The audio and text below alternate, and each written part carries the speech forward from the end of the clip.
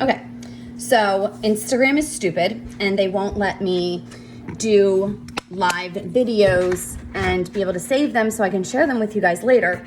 So I'm experimenting. So I decided that instead of making the bao buns for right now anyway, I was gonna make a focaccia bread because I'm making the soup and nothing goes better with soup than bread.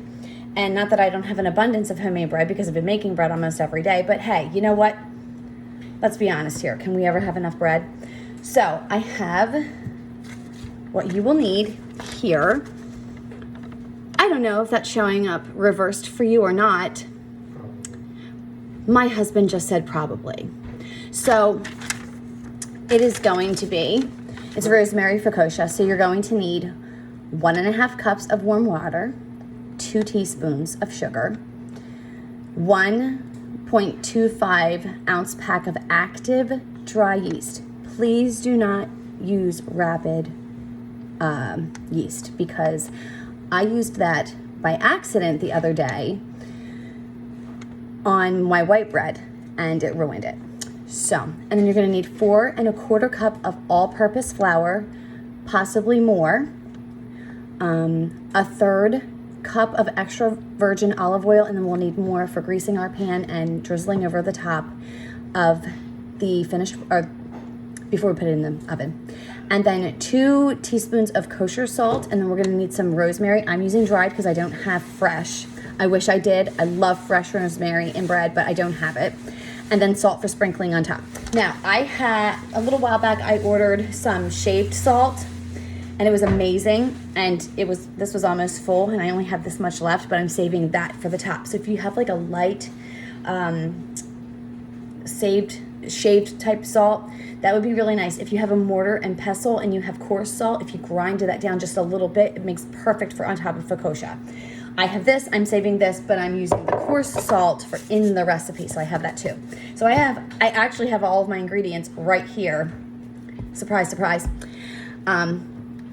And we're gonna get started. So what the instructions say to do is I always wipe out I will grab my towel real quick because I always, even though I wash this after every use, I always, use a wet cloth to, somebody's cracking up over there in my kitchen. I use the wet cloth to wipe it down a little bit just in case, dust and stuff. So it says in a bowl of a stand mixer with the dough hook. Now I have yet to really have any success with this dough hook. Most of the recipes that I make, I can use the paddle for, but I really hate the dough hook on this machine.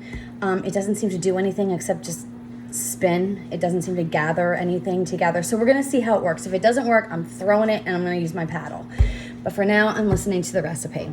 So we're gonna take the warm water, which I have here, and it says 110 to 115 degrees, and I don't think that this is quite, there must be a delivery at the door. That's what's happening a lot these days too. So I don't think this is quite that warm because I put it in here a little while ago, so I'm just gonna warm this up a little bit more.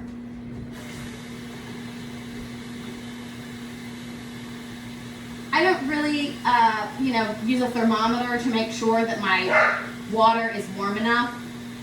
I basically just go ahead and think, it's not hot. If I can touch it, it's good enough to make the bread. If it's not so hot that I'm yanking my hand away because it's burning the flesh off of my bone. So this is much warmer. So I'm gonna put this into my mixing bowl, and then you're gonna throw your yeast in. And it calls for 1 full packet of this kind of yeast. So you're gonna use active dry yeast. So, sorry about the dogs, everyone. They think that it's their job to bark at every little thing.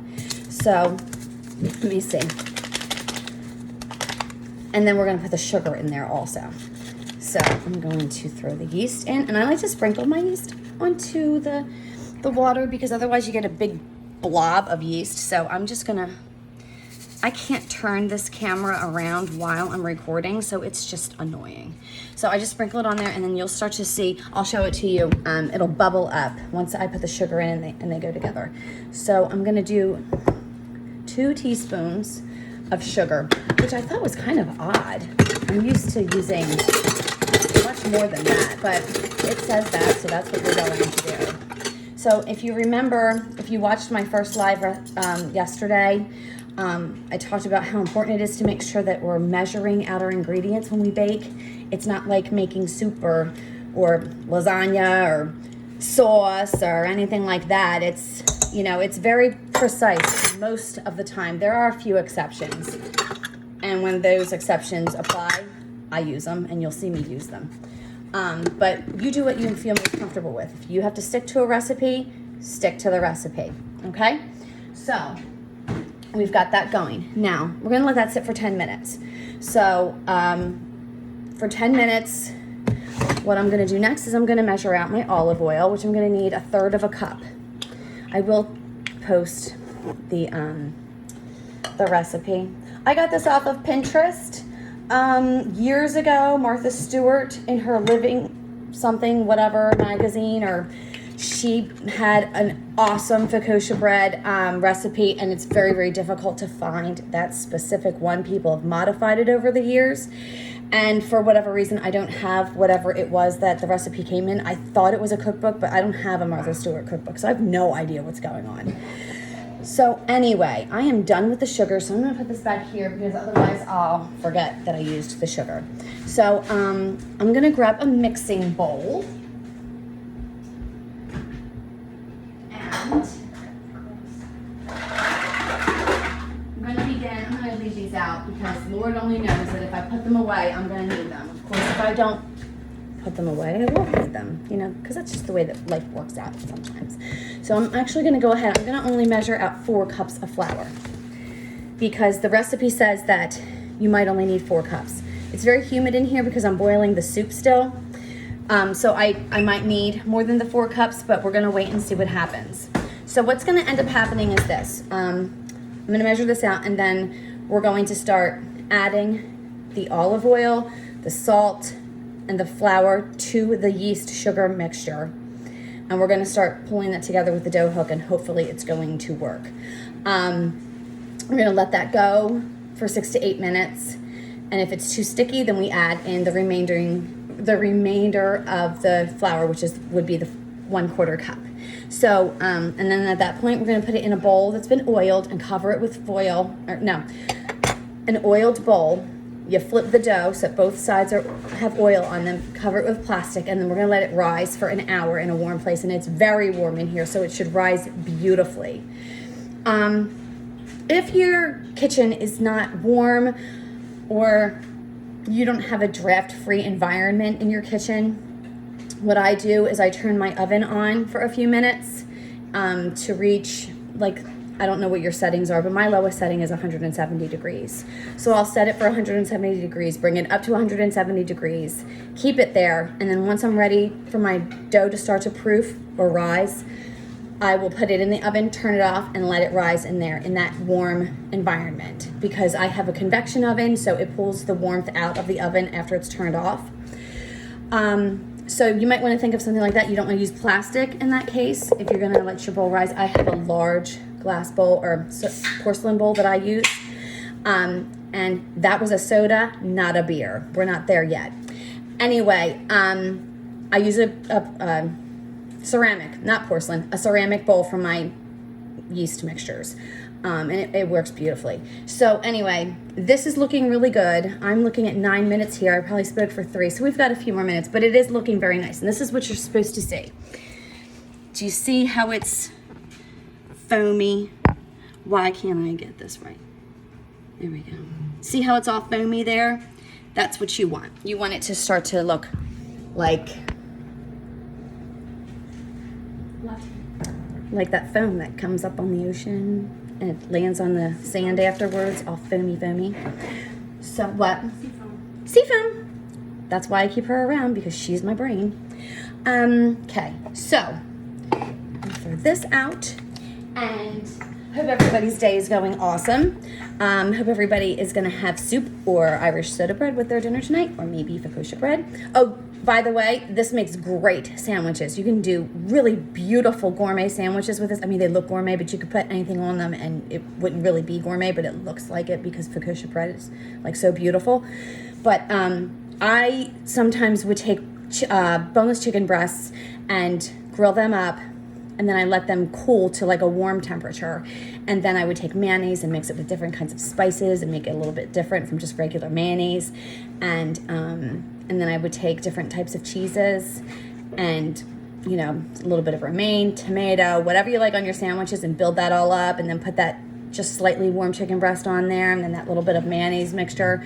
So delicious. So delicious. So that's something, that's an idea for, you know, once the bread is done, an easy dinner. This freezes beautifully. You don't want to leave it out. It's not the kind of, it doesn't have a lot of moisture in it. I mean, it's nice, but it does dry out a lot easier than even most breads, because every bread really dries out easily. So we're at about 8 minutes here, and it's really looking like it's ready.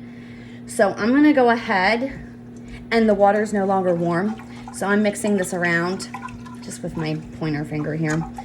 And the yeast has dissolved, so has the sugar, and it looks like this. Why can't I figure out where I need to put this camera? Okay, so that's what it looks like. This is really inconvenient, having to do this way. There's got to be a better way. I'll figure it out. Libby and I will figure it out. Between the two of us, one of us has to figure it out. Okay, it's not slipping anymore. So it says for us to go ahead. Oh, and I never measured out the flour. I've been gabbing too much. It's always been my problem. Anyway.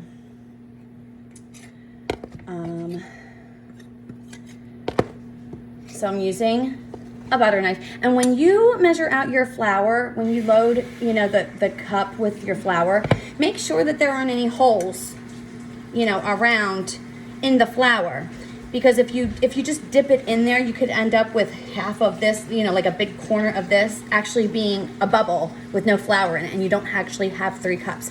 So when you put it in, you're gonna scoop the flour into the cup with your knife and then level it off with a knife. So this is 1 cup.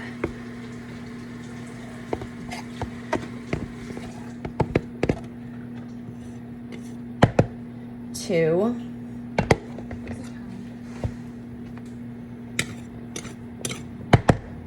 3.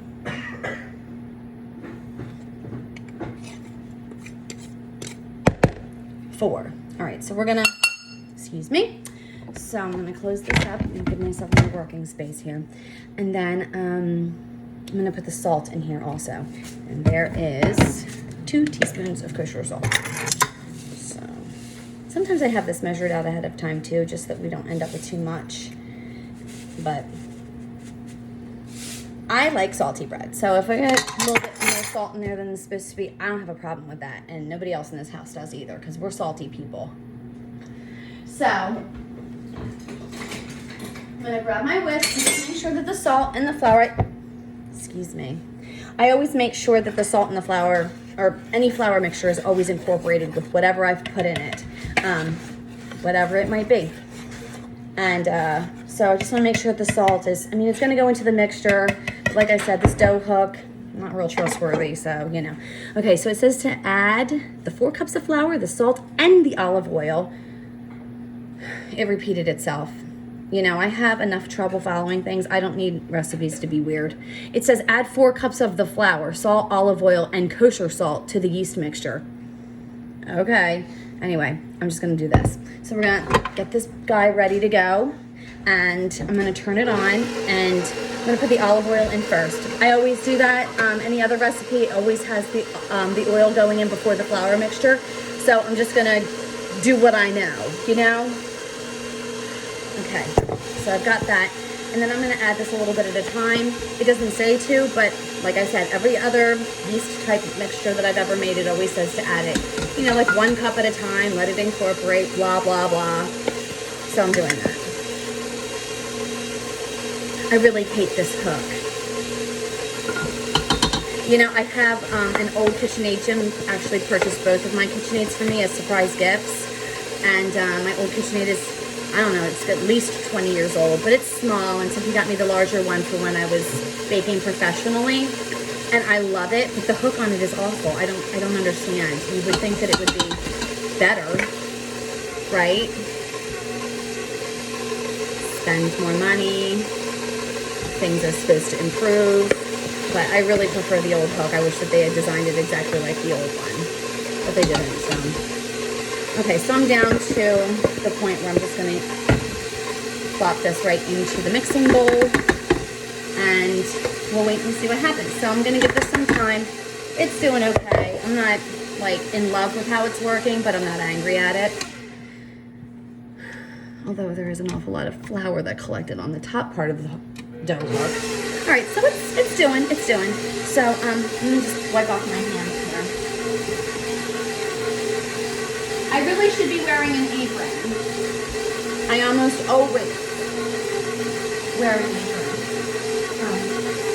Look at that, it's very long.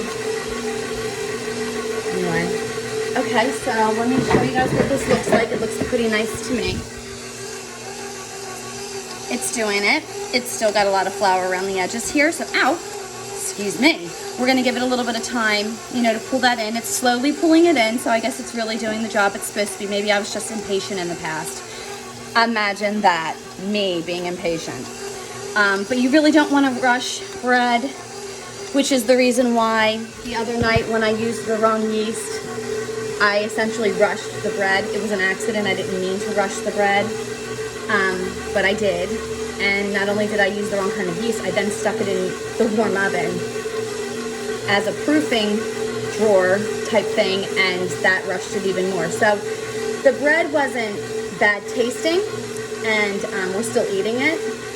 I mean, nobody's dying or anything, but it was very, very thick and heavy and dense. It didn't have that light, airy, white bread kind of texture to it, which is exactly what it was supposed to be, because it basically was white bread, like sandwich bread. So we're toasting it before we use it and eat it, and it's fine, and it has a delicious flavor. It just didn't proof properly. And that's the beautiful thing about bread, is that even if it doesn't proof properly, or you mess something up in it, it's not likely going to be so inedible that you're going to have to throw the whole thing out. And if you do, just try again. But most of the time, if you stick it in the toaster, or, you know, warm it up in the oven a little bit, or dip it in some soup, nobody's going to know. And people are just going to be so impressed with the fact that you made your own bread, that they're going to be like, oh my God, this is so much better than Wonder, or, you know, Roman, or whatever you use normally. Okay, so this is very sticky.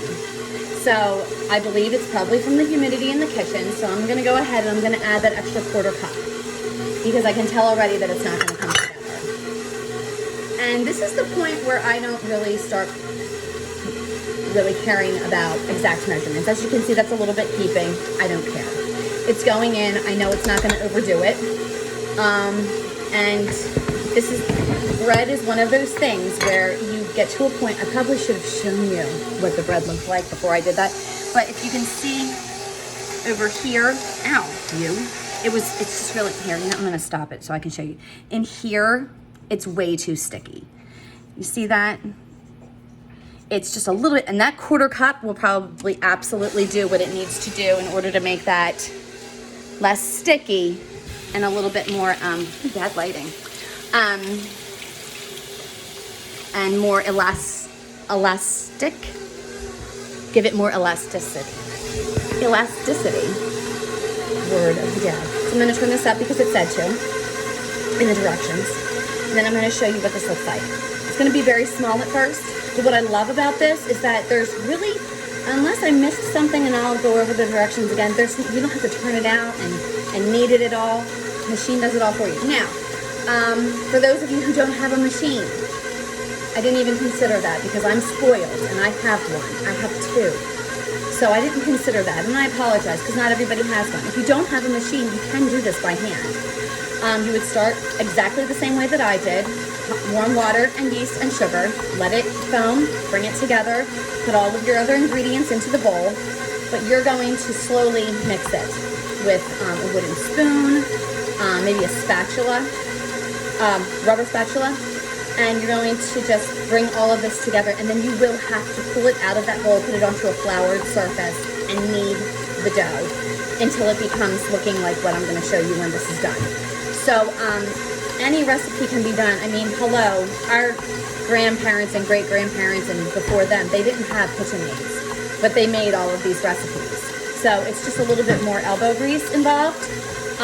Maybe one day during this time, I'll do one from scratch the old-fashioned way so that we can see how it was done before the machines did all of the work for us. If you have a bread machine, evidently you can do this. I'm not a fan of a bread machine. It's nothing against you or your bread machine. I just feel like I don't have enough control over what's happening to everything in there. And I know that people love bread machines, but you know, go have it, man. Like, go for it if that's what you want to do. But to me, this is a little bit more involvement and really, you know, gives me that feeling of, you know, using my time and being creative and whatever. So this is all mixing together really nicely. I'm going to stop it for a second so I can feel the dough and see. And yeah, it's really nice because, okay, I'm going to show you guys.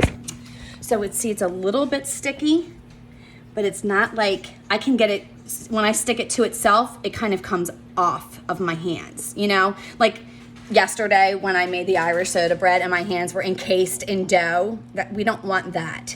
So when you put, you know, when you go to pinch, it should stick to your fingers, but not like encase your fingers. So this is ready for the most part. I'm just gonna let the hook do a little bit more work because we don't wanna underwork the dough. We don't wanna overwork it either. But it's said to do that for about 10 minutes and I'm almost there. But I just wanna make sure, because this hook is a little bit hinky for me, that it's getting everything and incorporating everything. So it's starting to wrap up around the hook, which is a good sign to me. Which means that, you know, if something calls for the hook from now on, I don't have to be afraid to use it and think that it doesn't do its job, because it is doing its job.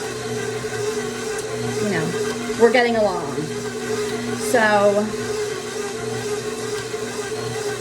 I'm gonna grab my bowl and show you my bowl. My favorite cooking bowl. And like I said, I don't have to do anything in the oven with this because my kitchen is so warm. Oven preheated for the bread once it's done. I always over preheat because then that way I use an oven thermometer, and if it's too hot, then I know it and I can turn the temperature down. And I also do that because for something like this, because it makes it warmer in the kitchen. So that's nice.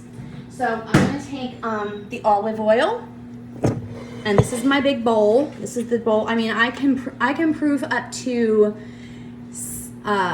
dough the size that will make 6 medium-size pizza shells. Thank you. See, told you she's my brain.